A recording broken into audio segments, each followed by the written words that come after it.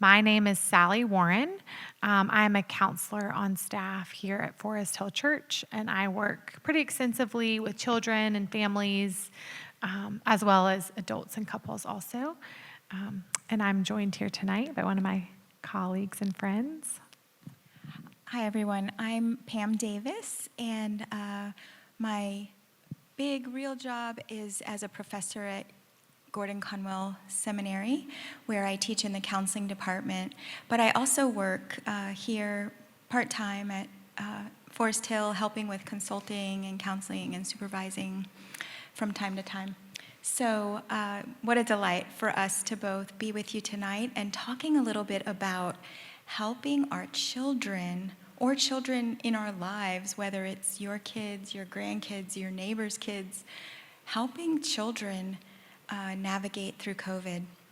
And our thoughts tonight is we're going to talk for about 25 minutes or so and present some things, and then we'll have time at the end, about 25 minutes or so at the end, for you to ask questions and for us to really dialogue. I think we're a small enough group that we can do that. Yeah, so be thinking if you have any specific questions, and obviously even as we were preparing this, there's different challenges that are presented at different age groups. So we would love to hear kind of your specific questions that might be relevant to the age of kids or your specific situation. So we'll make sure to save time for that, okay? Let me click it. Okay, there we go.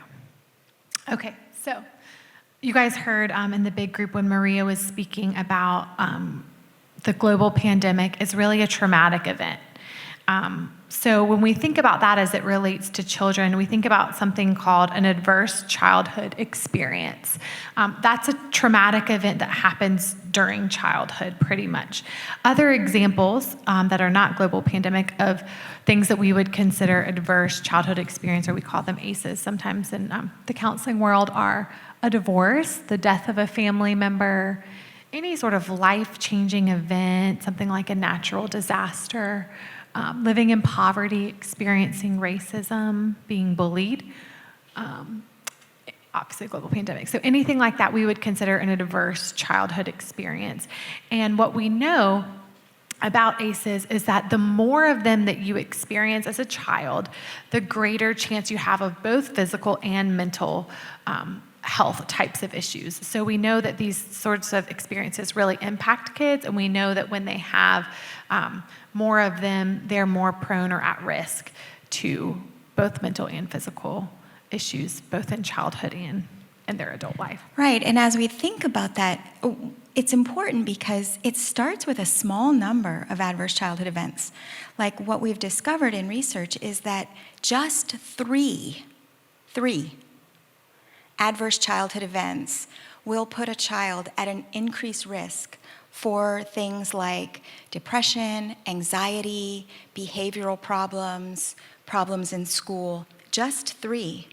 And now if you think about some of this list that Sally talked about, so if it just so happens that your child experienced an unfortunate divorce, and so she already has one ACE there.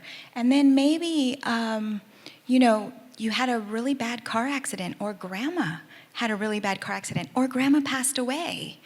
And that was another one. And now what they're telling us and what we're discovering is that children who've lived through this past year, through COVID, this is considered an adverse childhood experience.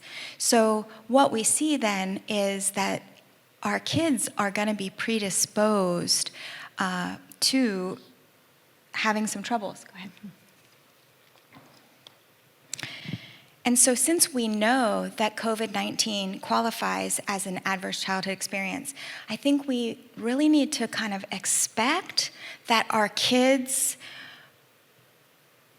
will have common responses to a trauma. So some of the things that we are understanding now as behavioral problems, we're saying, I'm hearing this all the time from parents, things like, I don't know, she won't sleep in her own bed anymore, the bedwetting started again, they can't get along with their siblings, I cannot get him to do his schoolwork. It's just, we're done, and these things really are very normal reactions to a trauma. And I think that that's what's so important for us to remember and recognize as we're working with kids and as we're helping our kids, is that these behaviors are giving us a clue that your child is struggling. It's kind of like saying, this is the siren on the ambulance. I'm struggling. She knew I was going to say that. I'm struggling. This is the siren. The fact that I'm fighting with my sister all the time, this is the siren. So what I'd like to say to that is, so let's pay attention to those things. Let's pay attention when we see our kids in these ways of acting out, withdrawal, low mood, reverting back to things that they used to know how to do that all of a sudden they don't know how to do anymore. Let's realize, hey, this is a siren on the ambulance, and our children are trying to get our attention. So what can we do? What can we do? I was going to say quickly, just to add, Dr. Davis, this is similarly in my work, I'm hearing about this all the time. And what I would encourage you all to think about is, obviously the siren on the ambulance really isn't the problem. It's what's going on inside the ambulance. That's the problem, right? So just remembering that although these behaviors as parents can be frustrating, overwhelming, confusing, if your child regresses to something that you thought they knew how to do, it's really important that we don't over-focus on the behavior itself, but we see it in the context of this trauma that they're experiencing. So I would just encourage you as parents not to get too focused on the behavior itself, but to really try to connect with maybe what your child can't find words to say that they're experiencing on a deeper level, and have some empathy. Right. I think so often that's what we do as parents, right? We focus on the behavior. This has to change. This has to change. This can't go on. But so here's a kind of a little bit of a paradigm shift, right? Focus on what they might be struggling with besides that. And how are we going to do that? Our framework for tonight is to talk about 3 ways that we think we want to present to you of how you might help your children through this time. And one is building resilience and instilling hope and allowing lament. So we're going to talk about those. And Sally, why don't you start us off with talking about building resilience? Sure. Okay, so we all know what resilience is, right? And I think you can hear something like the statistics and what we know about adverse childhood experiences and feel maybe overwhelmed or, what are we going to do? Our kids are all experiencing trauma. None of us can prevent them from experiencing it. But what we can think about is the ways that this can help us and our kids become more resilient, because life presents us hard things, right? And we know from the Bible that God allows hard things to happen to us. So when we think about this, some phrases obviously that come to mind, this is something that we can both say to our kids and model through the way that we are navigating the pandemic, is you can do hard things. And Jesus is stronger than us, and he can help us do hard things, right? So being able to really have some family mantras where you're saying this to your kids, you're believing in them, and you're also modeling for them that you actually believe that you can do hard things and that your family can do hard things, is a way that you can build resilience. Also reminding your kids of times that they have done hard things in the past can be helpful to them in the midst of this. So, maybe they had a bad accident and broke their arm, and they were so disappointed that they had to miss some baseball, but they got through it. Talking, reminding them of that can be a helpful way of helping to build resilience. And then we put some scripture down here at the bottom. Fear not, for I am with you. I will strengthen you. I will help you. I will uphold you. And of course, the wonderful thing we have as believers walking through a pandemic is we don't feel like we have to do hard things all on our own. So that is something that we can live out of, and we can also encourage our children with as we kind of navigate building resilience. Yeah, I kind of like to say that sometimes. We can do hard things together. This is a really hard thing. And sometimes we feel like we can't do it, but we know we can do hard things together. And so as a family or as friends, if you're thinking of some friends' children, together we can do this really, really hard thing. And sometimes it's so good to just acknowledge that to our children that, yep, this is a hard thing. But I've seen you do hard things before. I've seen you do hard things before. Remember when, and remind them, as Sally said. So good. And the other thing I'll say before we move past this is it can be tempting as a parent to want to really protect our kids from pain, right? And what's so difficult about the global pandemic is we cannot protect our kids from this, right? It's happening, it's impacting their lives. We cannot protect them from that. And so what I would offer to you is that it's actually better for your kids to learn how to be resilient than to be protected from pain, because we know that life will continue to be hard. So teaching them the skills and that you are with them, God is with them, they can do hard things together, I love that, is really much more helpful for them than trying to prevent the hard thing from being hard.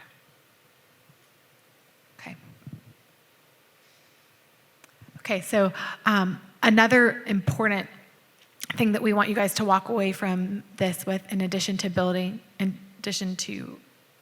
resilience, is instilling hope.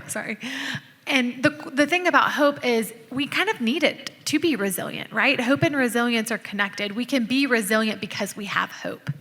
And we have hope that it will not always be this way. I don't know about you guys, but I have to tell myself that, honestly, kind of often in the midst of this. It will not always be this way. It will not always be this way. And there is something that kind of immediately buoys me up as I remember that it will get better. There's light at the end of the tunnel. So that's something that we need to remind our kids as they walk through the disappointment. I mean, there's tons of disappointment that kids are having to face around this, and reminding them that it will not always be this way is a helpful way that we can instill hope. It's also important to teach them that we're going to keep you safe. We're your parents. We know what to do to keep you safe in the midst of all of this also. Because you will see, just like for adults, kids' anxiety level is increased because of this, right? Pandemics are scary for all of us. And our kids will be able to feel safe if we create safety for them by telling them that we can keep them safe. That safety, that's so important to your kids. It's really important. In fact, I would say from my experience now, 11 months into this pandemic, that the number one, what am I seeing in children? What are we seeing in children? Sally, I don't know if you're going to agree with me on this, but we didn't talk about this part. But what are we seeing more acutely than anything else is anxiety. Absolutely. In kids.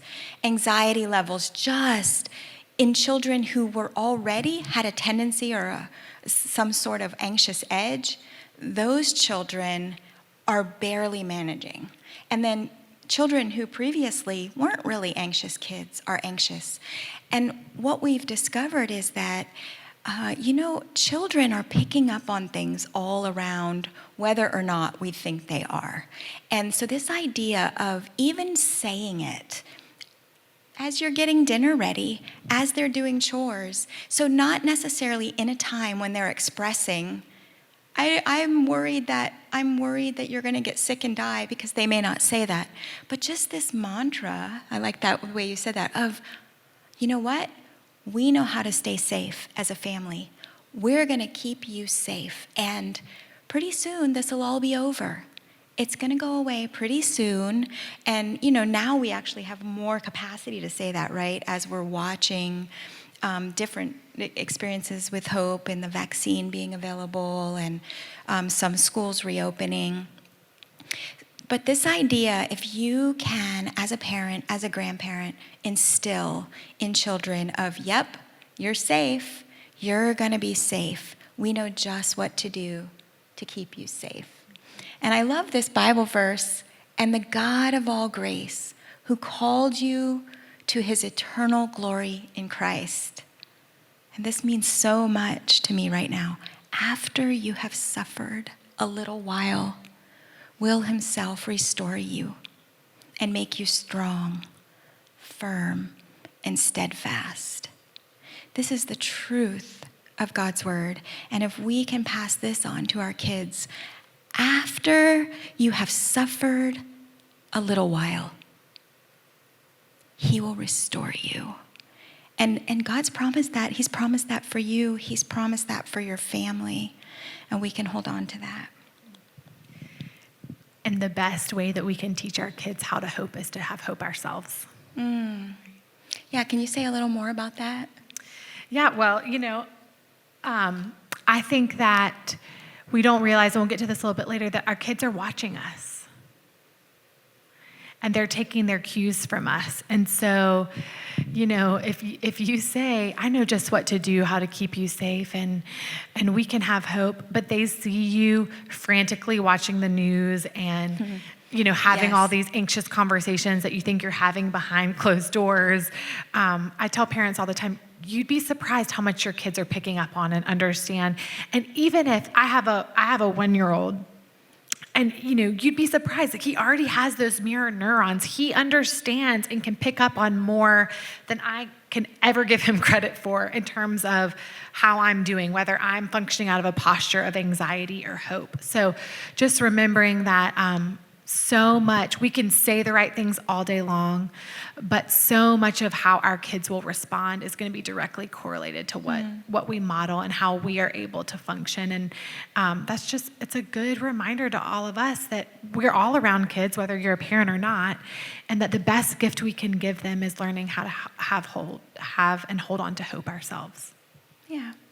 And so in addition to building resilience and instilling hope, the third concept that we want to lay before you tonight is this idea of allowing lament or allowing grief. And Sally, you touched on this a little bit, that sometimes in our desire to hold hope and stay positive for our kids, we can unintentionally bypass the very deep grief that has actually been a marker of this whole pandemic.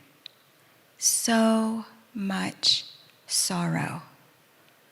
And I'm not talking about just loss of life, which I know some of you in here likely have experienced someone in your close circle with loss of life.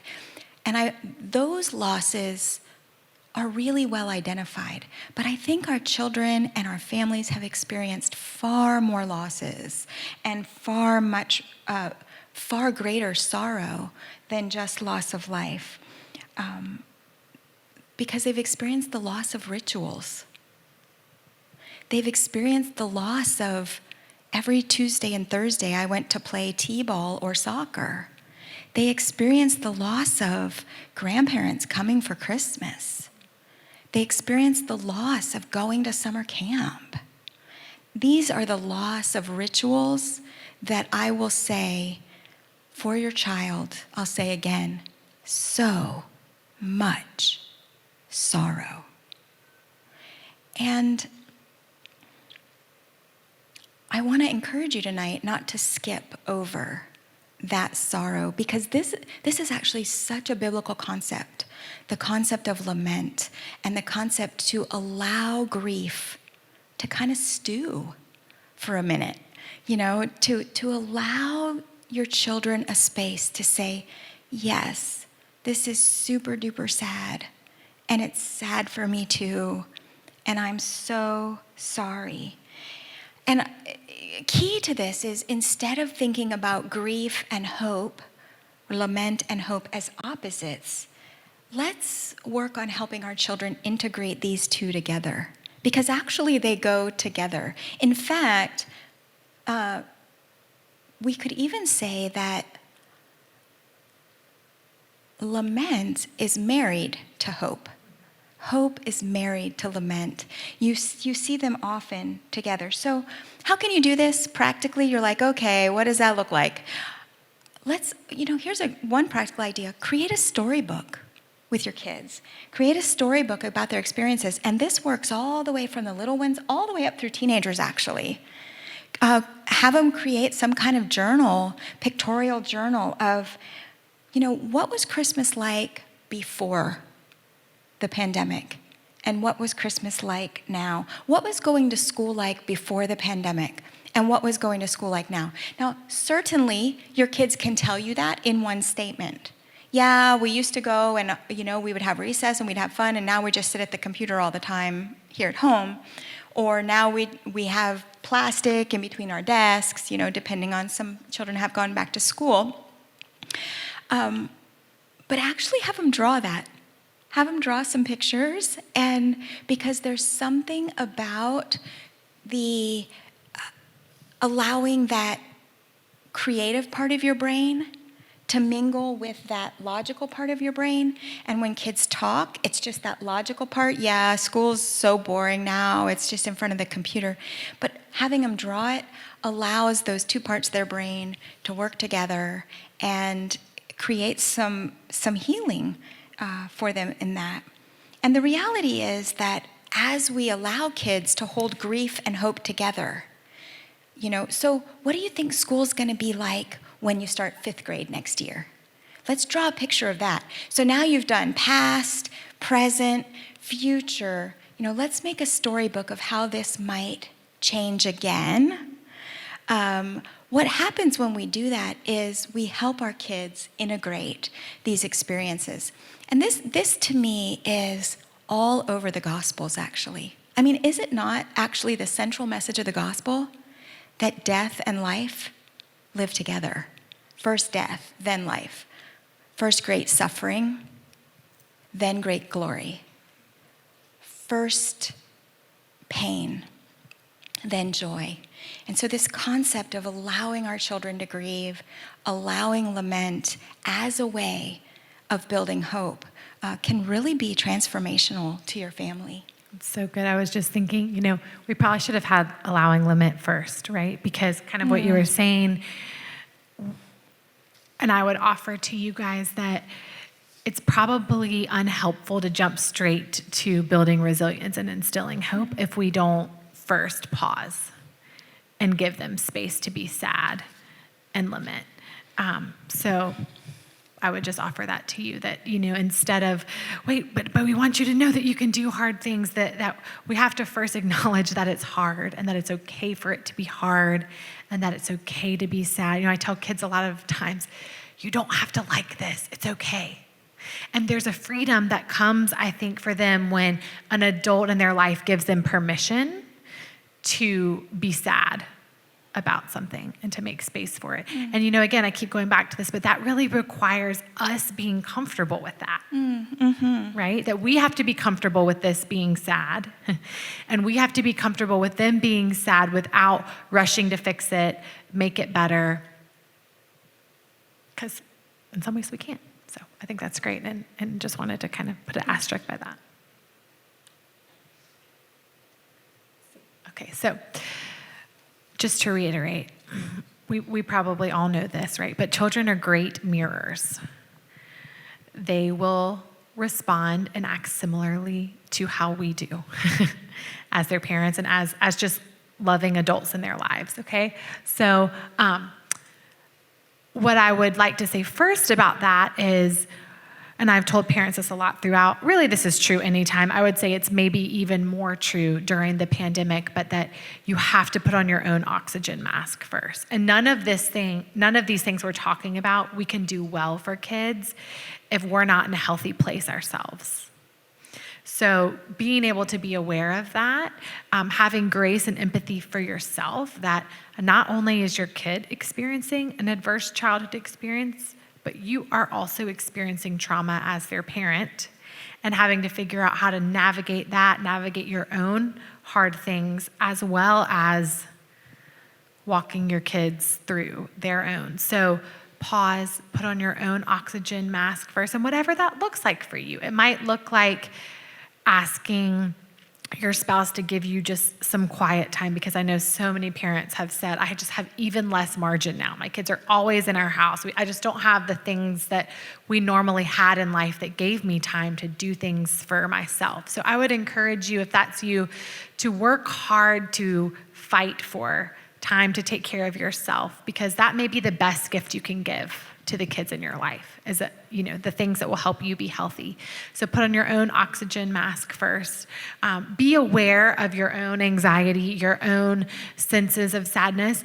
I would encourage you not to be judgmental about that, but to be curious. And if you notice that you are feeling more anxious or you are feeling more sad, to care for yourself well, whether that looks like talking to someone, whether that looks like making some more margin, exercising more for yourself, doing some stuff like that. And then we mentioned this a little bit, but I would really want to reiterate, be aware that your kids are going to overhear the things that you're talking about, the things that you're watching on TV. I would really encourage you to minimize the amount of news that you watch around your kids, because even if you don't think that they care or are too young to pay attention, they understand anxiety on a very primitive level. And if something is scary and bad, they're going to pick up on that. So being aware, if your kids come out in the morning and they eat breakfast and you always have the morning news on and they're talking about how many people died today, that's probably not the best thing for any of us to wake up to, right? So just being aware of that, limiting that, and being aware of the way even that you're speaking about the pandemic, the hard things around you, when your kids are in earshot and when they're not. Because I have kids all the time that tell me things. Well, my parents don't know that I heard this, but so beware. They hear more than you realize.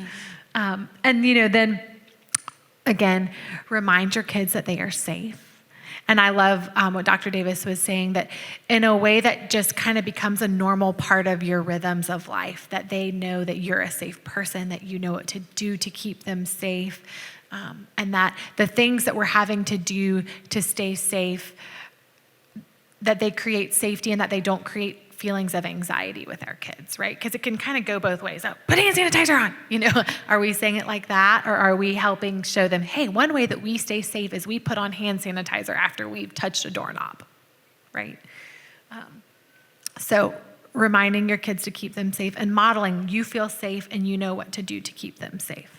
And what always comes up in a conversation like this is, oh boy, you're right. I have all my own anxiety. I feel it. Now what do I do? Because my kids, you're telling me that my kids are mirroring my anxiety, and I know I'm anxious. I know I am. And now I just have a bigger feeling of guilt on me. Because now, and I just want to say, if that's you, that's me. That's me, and I recognize that I'm carrying a lot more anxiety, and there is grace in that space. There's grace for you to say, Lord, please help, and get the help you need. As Sally said, So good. Whether that is calling a friend, going on a walk, seeking out some counseling if you need, but recognizing this idea. Sometimes Sally and I both, one of the things we say often to parents is, sometimes the best thing you can do to help your kid is help yourself and take care of your own needs. And then one more thing I think that can help that we want to cover tonight before we open it up to your questions is the importance of rituals and routines. And rituals and routines, which are always important to kids, become extra important during a time like this. And the reality is that COVID has upended all of our normal rituals, right? So we have to get creative to build new rituals. Now, right away, what pops into our heads are things like, okay, well, we'll create the in-person visits with virtual visits. And yes, that's one great way to replace some rituals with virtual rituals. But I want to suggest to you tonight, go beyond just substituting our in-person activities with virtual activities, the way we do church, the way we, to actually creating some brand new rituals that will become a marker of your family in this pandemic. And in fact, someday you may look back and say, do you remember when we started that every Friday night was pizza night during the pandemic? And wow, and whether you choose to keep that going after the pandemic or whether you decide that was going to just be a pandemic ritual, I want to encourage you to institute some new rituals for your children. And maybe also think about ways that you can replace their old rituals with a new ritual. So what do I mean by that? Your child used to be on a soccer team and would play soccer Tuesdays and Thursdays. And now there is no soccer. Or there's soccer online, where they're doing stretches with their coach. I mean, it's amazing what they're doing, right? But gymnastics, I'm watching them coach gymnastics online. My 9-year-old neighbor. But you can also say, you know what, since you don't get to go to soccer, actually on Tuesdays and Thursdays, we're going to have baking time. And that's going to be our time to do this special and new thing. So the idea here is to create some new rituals, because that it actually brings the temperature way down of all the anxiety. And along with that, maintaining routines. So, for example, keeping up with regular bedtimes, regular wake-up times. Get dressed every day instead of staying in your pajamas. We all need that, right? Not even just our kids. That's really, really important. Get dressed every day, even if you're doing online everything. That kind of routine can really help our children. One of our colleagues earlier tonight, one of us mentioned, oh, those are pretty shoes. And she said, well, it's the first time I've worn them since I got them last February, because I just don't wear dressy shoes anymore, around the house. And so it's this idea that we've actually changed all of our routines, and these kinds of routines can be really helpful. And being sure to, part of that routine, I want to just say, I would encourage you to get some time outside every day. That's part of the routine for your kids, even if you can't go out there with them. Get some time outside every day. Perhaps some of you have joined on this 600 hours outside this year. Have any of you seen that challenge? Can you, as a family, get 600 hours outside this year? So think about that. There's something about the way God created the passage of vitamin D and sunshine that automatically can lift our spirits with that. That's so good. Another thing I was thinking as you were talking, Dr. Davis, is... Call me Pam. Pam. Is that, there's numerous times in Scripture where Jesus talks about the little children coming to him and, come into the kingdom as the children. And we have a lot, I believe, and part of why I love working with kids is I think that we have a lot to learn from kids, right? And when you think about rituals, particularly, almost anything can be magical for kids, right? So I was just thinking as she was talking that I think it can be a really cool opportunity for us as adults to slow down enough to see the world through our kids' eyes and to allow them to show us that even the silly little things, like a bowl of ice cream, or I was listening to a podcast that another therapist did about they made this couple and their kids, they made their whole house into an obstacle course like American Ninja Warrior, and their kids planned the whole thing. And, just how we have something to learn from kids about making things magical, making life fun, being creative. And I would encourage you to take this opportunity and build some memories and let your kids be a part of that. They have good ideas when it comes to creating rituals. Maybe not as much with routines. We kind of have to help them with that. Their frontal lobes aren't developed enough to do that themselves, but they have awesome ideas. They're creative. And we have something, I think, to learn from them in terms of how we can make things magical. I was even thinking about when I was in elementary school, there was a huge hurricane. The power was out for several weeks. And I remember every night, my mom and dad and our friends in the neighborhood, we all grilled food together outside. And it's one of my favorite memories of it. And now as an adult, I think that was probably a pain, right? All our food was going bad. But there was a ritual that we did in the midst of this crazy thing that created this wonderful memory that I now have as an adult. So that came to my mind. And also just the call for us as adults to slow down, get eye level with our kids, let them have a voice as we're creating rituals, and remember that I think we have things to learn from them. And one is that we can make even silly things in the midst of a pandemic fun and exciting and special. Yeah. So I think we have some time for questions. Yeah, we'll just kind of sum it up really quick. So before we do our questions, just as a reminder, if you walk away from one thing tonight, you'll all know this is a trauma, okay? We can help children cope by building resilience, instilling hope, and allowing lament. Children will mirror their parents, and we can create rituals and maintain consistent routines to help our kids, okay? So if we had to sum it up into 4 main things, those were kind of our big Sure. ones. And yeah, we have some good time for questions, so please ask us some specific questions. Or things we didn't cover Yeah, that or you're if like, you wanna- hey, you forgot. Yes. Yes, that's a great question. So I don't know if we need to maybe repeat the question for the streaming people, but when you're allowing your children to lament or grieve, how do you keep them from staying in that place? And this is really child specific, right? Because what we know is that one child won't stay there and another one will.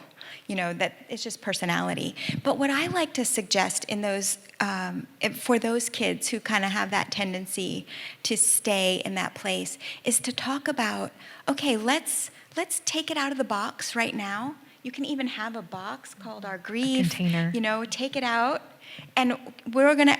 Okay, guess what? So we've talked about it. Maybe we've made some pictures about it. We've cried about it. Now we're gonna let's put it back in the box and let's put it up on the shelf. Now, normally you're like, I can't believe I'm hearing a counselor say to put the emotions on the shelf.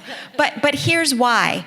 In this situation with this child who is overly sensitive to emotion, I'm guessing. I mean, I'm just guessing from what you said.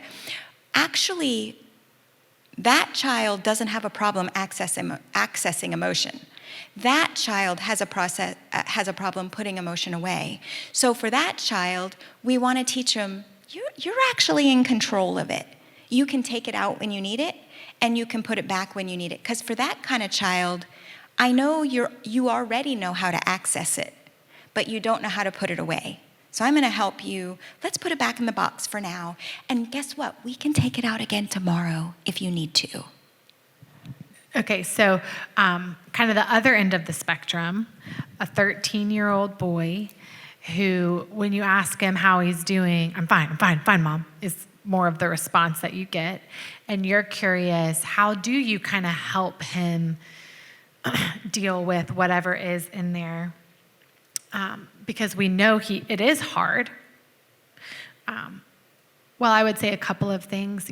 One thing I tell parents a lot, is that we do kind of have to honor and allow kids to kind of go through their own process. We certainly cannot make them or force them to share or communicate. We've all had experiences with someone where that kind of backfired. A couple of things I would say are you can model it. So, being able to talk about how it's hard for you in his presence, a moment where something was disappointing that you were looking forward to that didn't happen, is a way that you can kind of demonstrate or create opportunities. I will also just say that I like to call them in my office, teenagers can get really prickly. Is that a good adjective, right? And when something's prickly, we kind of want to back away from it. But the pricklier they are, the more they actually really need us to stay near to them. Say that again. The pricklier they are, the more they really need us to stay near to them. So I would also just encourage you to stay close, maintain connection, demonstrate that you care without being overly pushy. It can almost feel anxious to them to feel like they have to answer and let us know, something, but to really just maintain relationship and stay close, even if it seems like he just wants you to go away. I think he wants you to be near him. So I would encourage you to hang in there and maintain the relationship, and then just modeling it yourself through your own process can be a healthy way of demonstrating it to him that it's okay to have a hard time, as well as saying stuff like, it's okay to have a hard time. This stinks. It stinks that you can't go on your middle school trip to DC that you were excited about. Would you add anything? Pam? No, I think that's really good. Yeah, that's exactly what I'd say. I love the idea of naming it, just saying, because I want to say this. you are actually the expert on your child, so much better than any of us are. You are really the expert. And sometimes it can be really powerful for a child who is that, I'm fine, leave me alone, to just say, you know what, I know you're having a hard time right now, but I also know you. I know you you don't really want to talk about it, but I want you to know if you ever do decide to talk about it, I'm here, or I can help you find someone else to talk about it if you don't want to talk about it with me. So kind of like naming, hey, this is what I see because I know you so well, and it's okay with me that you're there. Kind of that setting up in your family the category that it's okay to say, actually, I'm not okay today. You know, do we always have this, how are you today? I'm fine. Is it okay to say, actually, I'm not okay today? Things are going terrible. I've had a rough month. Good. We all like to feel known, don't we? Go ahead. Yeah, I'd encourage you to try it. See what effect it has when he's like, man, this really sucks, for you to say, oh, you are so right. I'm so mad about it too. Because it's not his fault, it's not your fault, right? So I'm so mad about it too. And then sometimes saying this, is there anything I can do to help? And 99 times out of 100, they'll say, no, but you asked. You know, well, let me know if you think of something. And just, reminding yourself that naming it doesn't make it worse. Oh, that's good. That's a good one. It really kind of frees us up to name it. Okay. Well, I have a follow-up question. So her question was, what do you do if you have a child that every time it's time to go somewhere, they have a stomach ache? Did that happen pre-pandemic, or has that kind of been a result of now? Now it's much bigger. Much more intense. Right. So you're talking about this category of kids that we're seeing all over the place, which is before they had a tiny bit of anxiety, but now the anxiety is really big. I think that if I would name that at the beginning. So this acknowledging is the first step. I know that it's hard to go out right now. It feels really scary because of the virus, so that's acknowledging. And then secondly, saying though that what you have to do, which is communicating what they do have to do. So A, acknowledge, C, communicate. Acknowledge, I know exactly what you're feeling. You're feeling worried about going out. Communicating, but actually right now we have to go to wherever you're headed. And then I know how to keep you safe. I know just what to do to keep you safe. We're going to do this. We're going to use hand sanitizer. We're going to wear masks. We're going to stay apart from people. And it makes sense to me that right now you have a stomach ache, because the stomach ache is telling you that you're worried. Depending on the age of the child, I sometimes also talk about Clyde the octopus, which is, imagine this octopus wrapping around the belly, wrapping around the head. Like, I have a headache. I can't go to school today. I have a headache. I have a stomach ache. And talking about how can we get Clyde off you? Because I think Clyde, which is your octopus of worry, is like making you want to stay home. On the other hand, I will say, this is just an anxious time for kids. And as Maria said in the main session before we came in here, this is a collective trauma, or what I like to say is, and it's the same thing, but I use more childish words, a shared trauma. This is a shared hard thing. This is something hard that we're sharing. And here's the thing about shared trauma. It makes it much harder for everybody, but it also brings unique and fascinating opportunities for bonding. That's a real thing. Trauma bonding is a real thing. And so the The upside to this shared trauma, which is so hard for all of us, is it also is providing us with unique opportunities to bond with our kids in new ways. And so I would say, I think about a child who's experiencing all kinds of anxiety, to get closer, to hold her or him, to say, yep, this is what's going on. I know this is what's going on, but I know how to keep you safe. I will say too, on those lines, I would just reiterate, this sort of thing feels very common in the world we live in. It every feels day. very normal. We hear this Yes. every day. And I find too that, for all of us, one of the things that coronavirus really took from us is our sense of predictability and stability. And kids that really, some kids really like that more than others, or maybe need it more. I think they all need it, but some kids tend to be a little more go with the flow. Some of them really like consistency and routine and predictability. And those are the kids that I feel like you're seeing more of the increases in the tummy aches, and specifically that's a time of change or transition that your child seems to be struggling with. So any way that you can create some predictability and consistency, that may also create a level of comfortability and make some of those transitions a little bit easier for your child, in addition to all the things that Pam said. I would also say might be helpful. Let's see, maybe one more if anybody comes up with one. We've got a few more minutes, then we need to head back to the main group. Yeah. Go ahead, Ashley. Yeah. So the comment here is that in this particular family, everything is the bright side. We're fine. We're okay.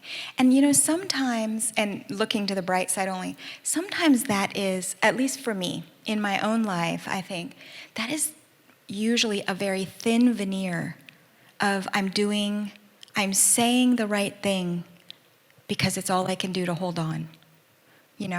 And so if we can recognize and understand that it can sometimes just be a very thin veneer of, because maybe they haven't been given the space, that family that you're talking about, your family, hasn't been given the space for, is there room in a safe way to say, I am not okay? As someone sat down with me at dinner and they said, how are you doing? And it was a person that I'm closer to, and I said, you know what? I'm not okay. I had a rough month. And I did. I mean, this is really who I am. I had a rough month. And I started naming, these 4 things have happened to me in the last month, and I'm just not okay. And the person said back to me, wow, it feels so good to hear you say that. It feels so good, so refreshing to hear you say that. Thank you for saying that. And so I think sometimes if we can allow space to say, I am not okay. God has created us with these core needs, and they are love and respect, power and control, safety and security. And the pandemic has upended 2 of those, power and control and safety and security. And for some of us, when relationships are in a mess, love and respect too. But you've got this pandemic that is creating the core needs that God created us with, for love, for power, and for safety. And they're just being spewed all over the place. And the only answer to that is, as a family, to turn to Christ and say, Lord, our family feels like we have no power and control over this virus. And we're not sure about safety and security, but we believe that you are in control, and that you have the power in our lives, and that ultimately you provide us with safety and security, eternal safety, eternal security in and through you. And I think that as we think about getting our needs met through God, then it allows us the space to say, I'm not okay. And we can do hard things together. Yeah, so good. And I would say, just to close us off, we don't always do this super well, particularly in the Christian community. Wouldn't you guys agree? Making space for lament, being okay, if you're walking through church on a Sunday, how often would you walk up to somebody, how are you doing? And be startled if they're like, I'm not okay. We've kind of created a culture that we're all okay and God's got us. And, we have these phrases that are true, but they can really be difficult in times like this, where we're having to deal with a situation where we are all experiencing a shared trauma. And in one way or another, none of us are okay. And we have to figure out how to deal with that healthfully. And thank goodness that we have a God that understands, that meets us in the midst of that, and that promises that he's not going to leave us. And after the darkness comes the morning, right? So thank you all for being here with us. I think we need to wrap up. Hopefully this was helpful.